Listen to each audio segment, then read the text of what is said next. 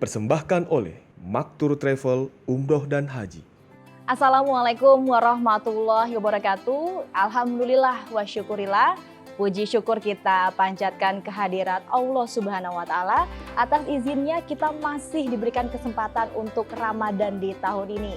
Senang sekali saya Danis Citra, kita masih bisa bersilaturahmi dan juga menemani pemirsa NTV sambil bersantap sahur dalam program Syiar Sahur yang insya Allah ini akan memberikan manfaat dan juga maslahat untuk kita semua.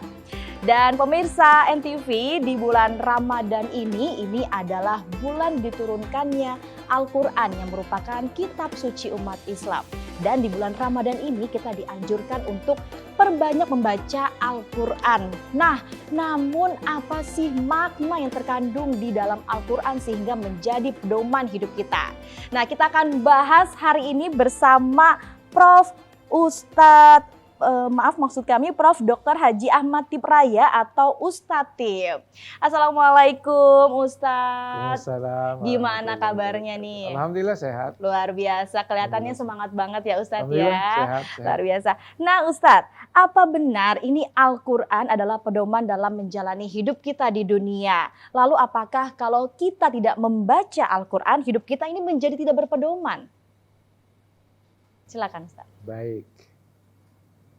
Al-Quran menjadi pedoman hidup manusia. Al-Quran sendiri menyatakan bahwa Allah menurunkan Al-Quran itu sebagai hudan.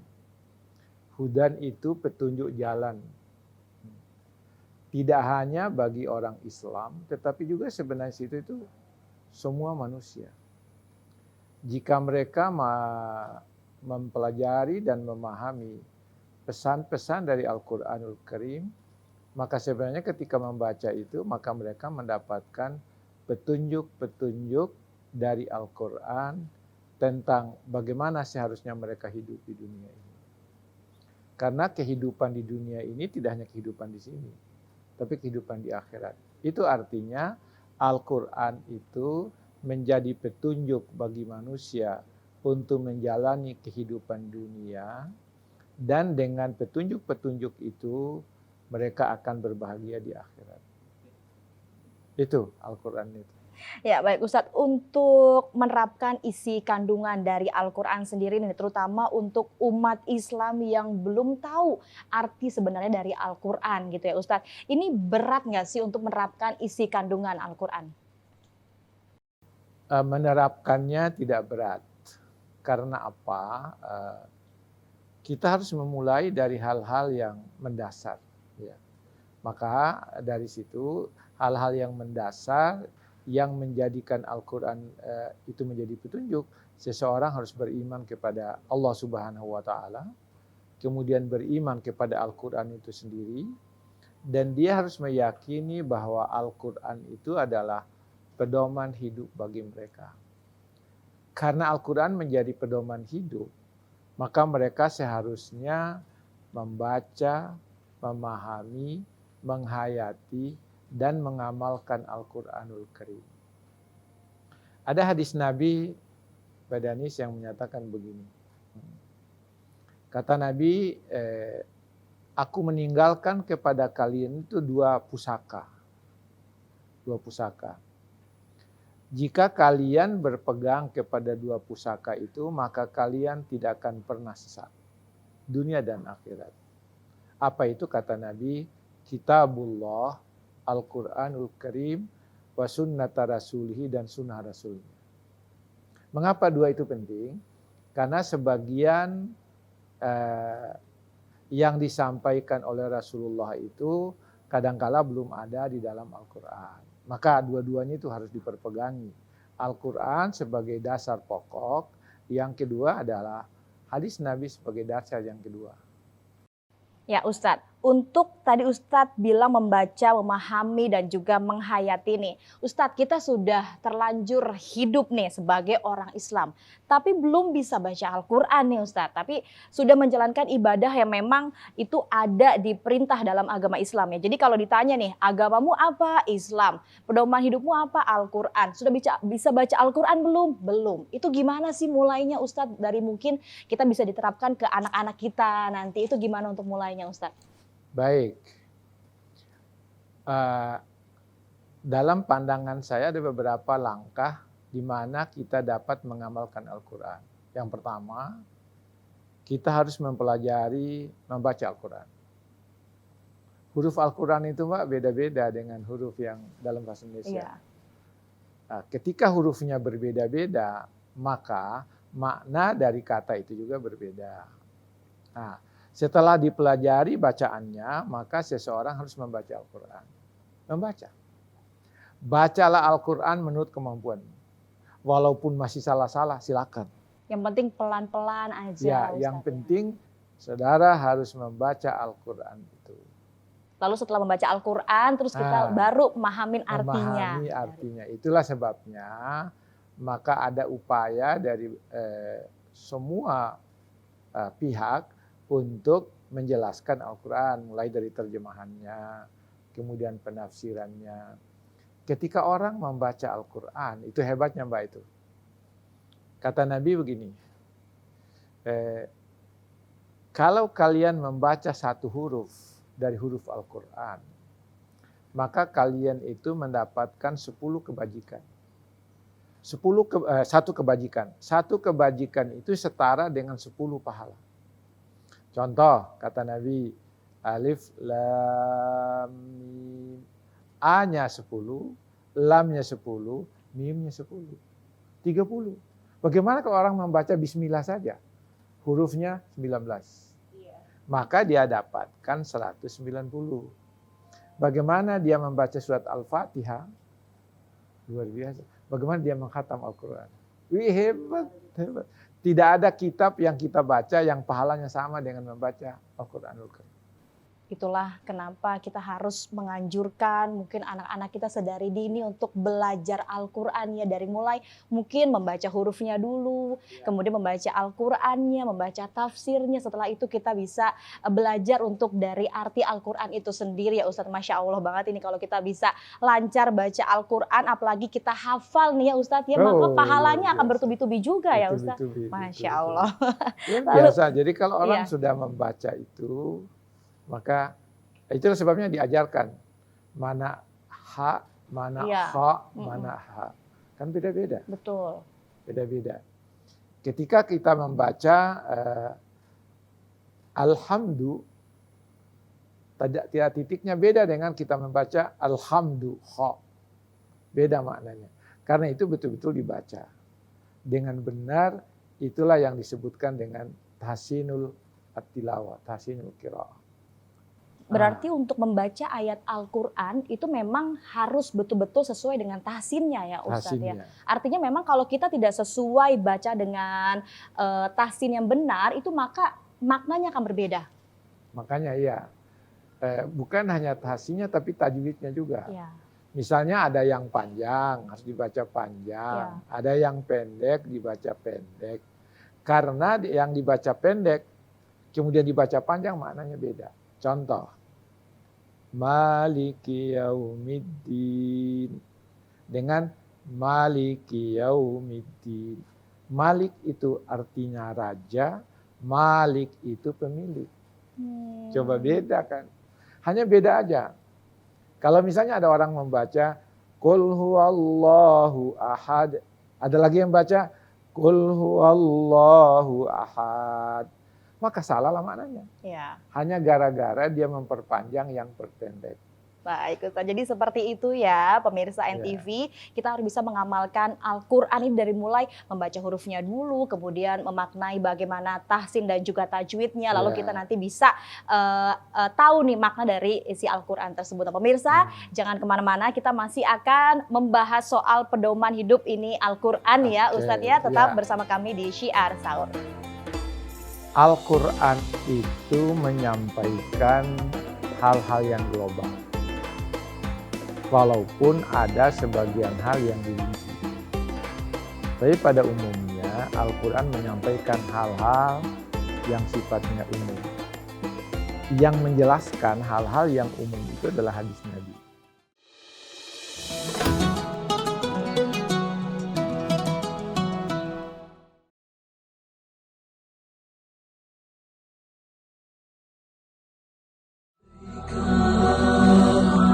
Maktur Travel Umrah dan Haji dengan pengalaman puluhan tahun siap memberi pelayanan dan fasilitas terbaik di Indonesia. Maktur Travel Umrah dan Haji menawarkan paket spesial bagi setiap jamaah yang ingin melaksanakan ibadah umroh dan haji khusus. Maktur Travel Umrah dan Haji, jembatan Anda menuju Baitullah.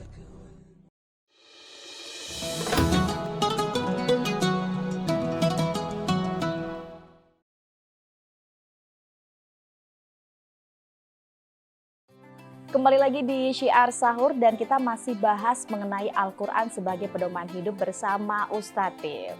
Ya, Ustadz, kalau memang Al-Quran ini sebagai pedoman hidup atau petunjuk hidup, apakah setiap pertanyaan atau permasalahan hidup ini ada jawabannya di Al-Quran?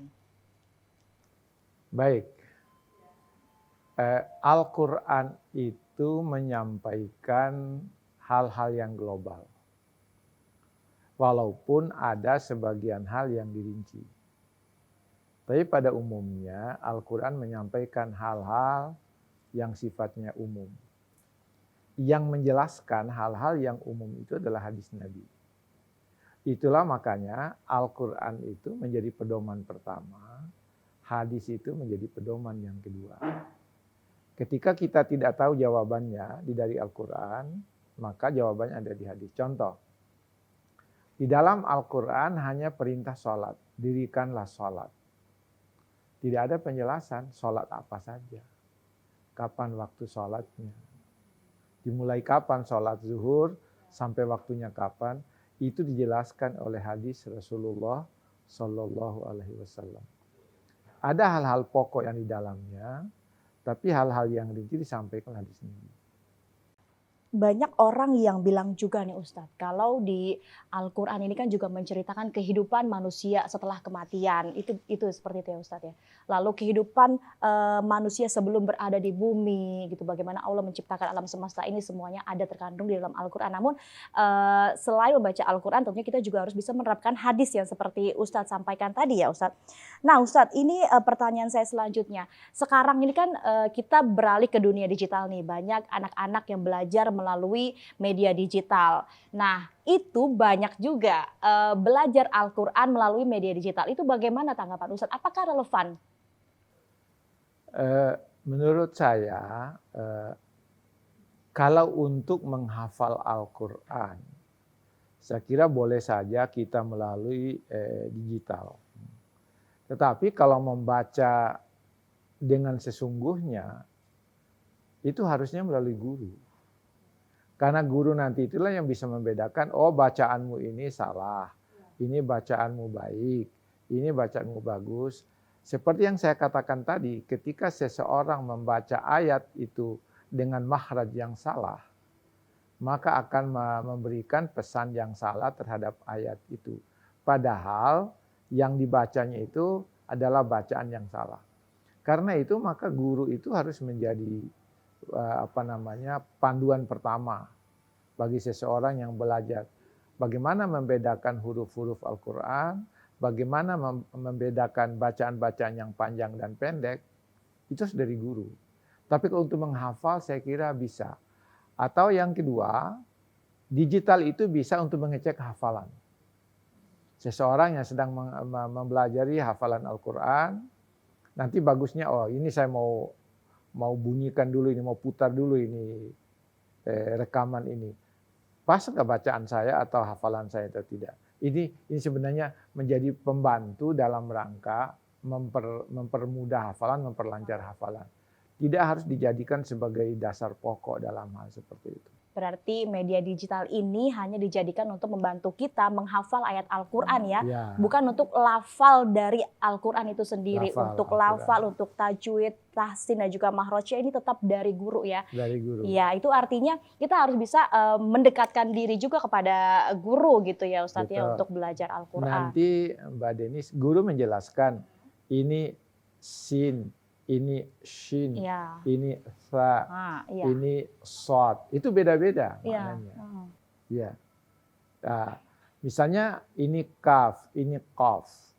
Contoh Mbak Denis begini. Kalau dia menyebut hadza kalbun. Itu artinya anjing. Oh iya. jadi Ketika beda dia arti. menyebut hadza qalbun, qaf, Mm-mm. qalbun itu hati. Oh iya. Qalbi. Beda jauh artinya. Beda jauh. Qalbi hatiku. Kalbi anjingku. Coba. Beda. Itulah Kalau sebabnya hatiku dan hatimu apa? Kalau hatiku dan hatimu apa? hatiku dan hatimu itu kalbi wa kalbuka. Wah. Jadi kalau saya mengatakan kalbi wa kalbuka wahid, berarti hatiku dan hatimu satu. Waduh. Nah Ustadz, ini meski usianya udah ribuan tahun nih, apa yang membuat Al-Quran masih relevan untuk dijadikan sebagai acuan pedoman hidup? Oke. Allah sendiri menjanjikan di dalam Al-Quran. Itulah sebabnya maka kita harus meyakini dulu apa yang dipesan oleh Al-Quran. Inna nahnu nazzalna al-Qur'ana wa inna lahu lahafidun. Inna nahnu nazzalna dzikra, maaf. Inna nahnu nazzalna dzikra wa inna lahu lahafidun. Sesungguhnya kami telah menurunkan Al-Quran. Wa inna lahu lahafidun. Pasti kami menjaga Al-Quran itu. Bisa Mbak Denis bayangkan. Salah huruf di dalam cetakan Al-Quran bisa ditemukan. Dan Al-Quran yang sudah salah cetakan ada tambahan huruf atau kurang huruf, dibakar semua. Jadi Allah menjanjikan. Jadi yang proses yang menjaganya itu mulai dari awal Rasulullah, para sahabat, kemudian para tabi'in, sampai umat Islam yang berikutnya itu pasti menjaga Al-Quran. Tuhan menjaga, mereka yang beriman akan menjaga, ulama-ulama menjaga itu. Jadi pernah ditemukan ada kesalahan huruf, ada salah huruf, ada tambahan huruf. Dibakar semua. Tidak boleh ada kesalahan itu. Jadi memang Karena harus Allah menjamin Iya. harus menjaga Al-Quran. harus menjaga Al-Quran. Itulah sebabnya kenapa kita kalau simpan Al-Quran di rumah ya Ustadz ya harus betul-betul disimpan dengan baik-baik. Jangan Ya. ditumpuk di kerdus, mau pindah rumah ditumpuk di kerdus gitu kan. Jadi harus dijaga dengan baik ya Jaga supaya betul. karena itu kan memang pedoman hidup kita, pedoman kitab suci umat Islam gitu ya. Itulah Ustadz. sebabnya setiap periode itu pasti ada saja penghafal-penghafal yang tangguh, yang hebat hafalannya. Dan ada juga sekarang banyak anak-anak yang sudah jadi tahfiz Luar Quran. Itu biasa. Masya Allah sekali luar Ustadz ya. biasa. Baru usia beberapa tahun saya sudah hafal. Hafalnya ada yang 10 juz, ada 20 juz, bahkan ada 30 juz. Itu luar biasa. Wah luar biasa. Nah Ustadz jangan kemana-mana. Kita tentunya masih ada di Syiar Sahur. Tetaplah bersama kami pemirsa. Al-Fatihah itu disebut sebagai Ummul Quran. Induk Al-Quran. Ummul Kitab, induknya Al-Quranul Karim. Ada apa sih? Karena ayat yang sebanyak 7 ayat itu sebenarnya kesimpulan dari semua isi kandungan Al-Quran yang 30 juz.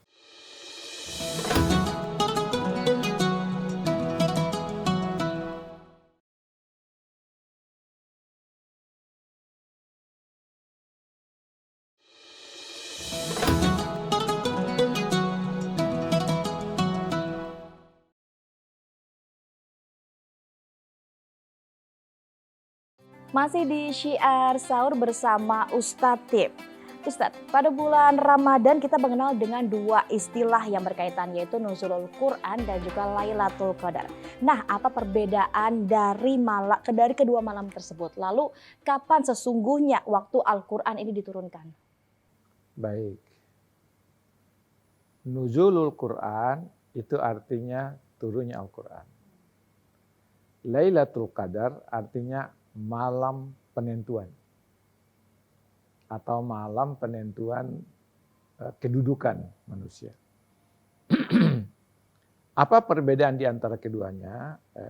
Sebenarnya tiada perbedaan. Cuma malam Lailatul Qadar itulah malam di mana Al-Quran diturunkan. Nah, malam Al-Quran diturunkan pada malam 21 Ramadan. Tapi kenapa peringatannya itu 17 Ramadan? Iya.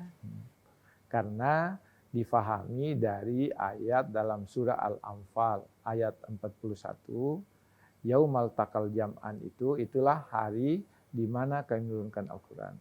Atas dasar itulah maka Al-Quran itu diperingati turunnya pada 17 Ramadan. Jadi ayat yang menyatakan bahwa Al-Quran diturunkan pada malam Lailatul Qadar itu adalah surat Al-Qadar. A'udzubillahi minasyaitonirrajim. Bismillahirrahmanirrahim. Inna anzalnahu fi Lailatul Qadar. Wa ma adraka ma Lailatul Qadar. Lailatul Qadri khairun. Lailatul Qadar itu terjadi pada tanggal 21 Ramadan, pada hari itu. Kewajiban apa yang bisa kita lakukan di malam Lailatul Qadar itu? Pada malam Lailatul Qadar itulah kita melakukan itikaf. Itulah sebabnya maka 10 malam terakhir itu disiarkan agar mereka melakukan itikaf pada 10 hari terakhir itu. Manfaatnya menjalankan itikaf. Pesan Nabi, carilah Lailatul Qadar itu pada malam-malam ganjil 10 terakhir. 21, 23, 25, 27, 29. Kenapa Nabi suruh cari? Nabi tidak mau menentukan tanggal ganjil itu tanggal berapa. Maksudnya adalah agar kaum muslimin itu melakukan i'tikaf, melakukan qiyamul lail pada malam-malam ganjil itu. Kenapa Nabi tidak menyebutkan 21, 22 agar 22 yang genap, 24, 26, 28 itu agar mereka istirahat. Tidak menunggu Lailatul Qadar. Yang spesial nih Ustadz, terdapat surat Al-Fatihah yang disebut sebagai ibunya Al-Quran. Hampir semua ini umat Islam hafal dengan surat ini. Bahkan kalau kita mau mengerjakan sesuatu, jangan lupa baca Al-Fatihah dulu. Mau ngapain, jangan lupa baca Al-Fatihah dulu. Nah, apa sih yang membuat surat ini itu istimewa? Apa sebenarnya yang terkandung dari 7 ayat dalam surat Al-Fatihah tersebut, Ustadz? Baik. Al-Fatihah itu disebut sebagai Ummul Quran. Induk Al-Quran. Ummul Kitab, induknya Al-Quranul Karim. Ada apa sih? Karena ayat yang sebanyak 7 ayat itu sebenarnya kesimpulan dari semua isi kandungan Al-Quran yang 30 juz. Ada semua. Diuraikan oleh para ulama, ada di situ pujian kepada Allah. Ada penyebutan nama-nama Allah. Kemudian yang berikutnya ada hari kemudian. Kemudian yang berikutnya lagi ada permohonan dan doa. Ihdinas siratal mustaqim, siratal ladzina an'amta. Ada sejarah, ada hukum-hukum yang terkandung dalamnya. Karena itulah maka aneh kan? Al-Fatihah sebenarnya menjadi kesimpulan dari Al-Quranul Karim yang 30 juz. Mereka bilang, mana ada kesimpulan yang di awal, kesimpulan biasanya di akhir. Tapi Rasulullah menempatkan surat Al-Fatihah itu sebagai kesimpulan dari Al-Quran di awal. Hebat.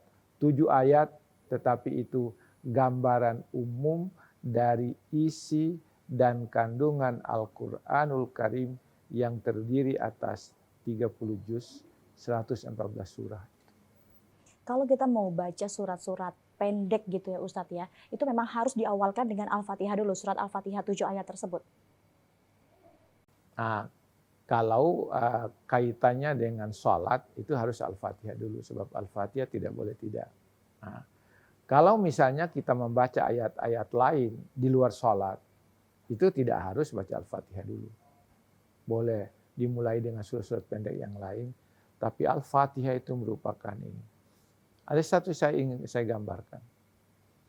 Itu kata Allah dalam hadis qudsi, apabila hambaku mengucapkan alhamdulillahirabbil alamin, maka sesungguhnya hambaku telah memuji aku.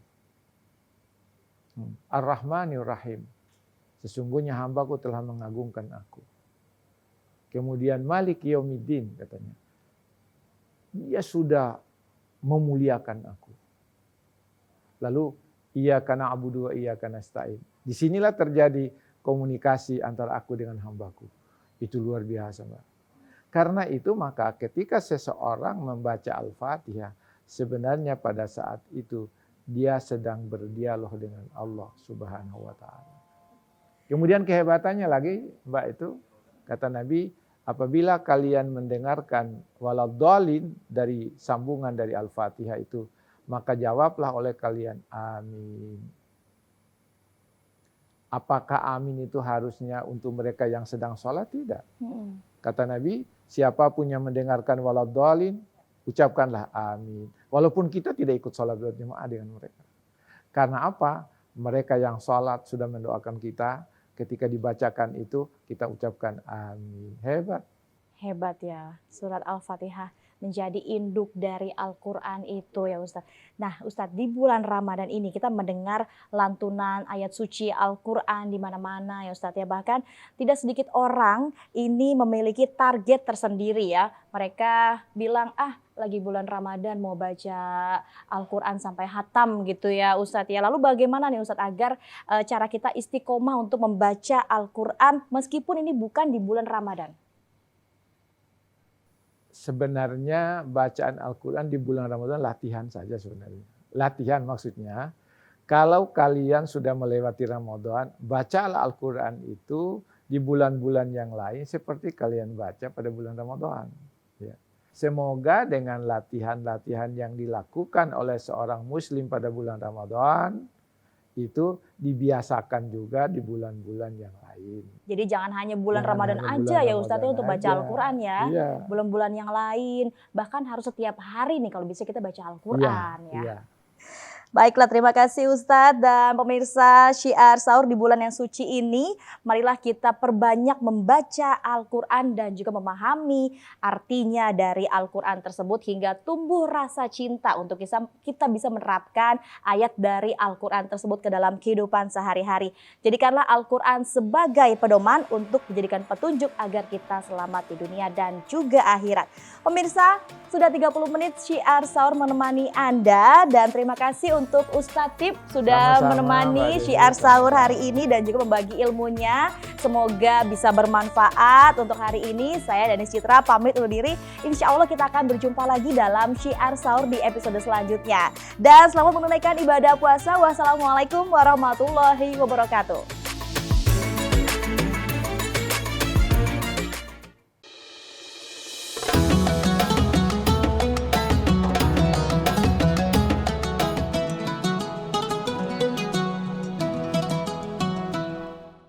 Dipersembahkan oleh Maktur Travel Umroh dan Haji.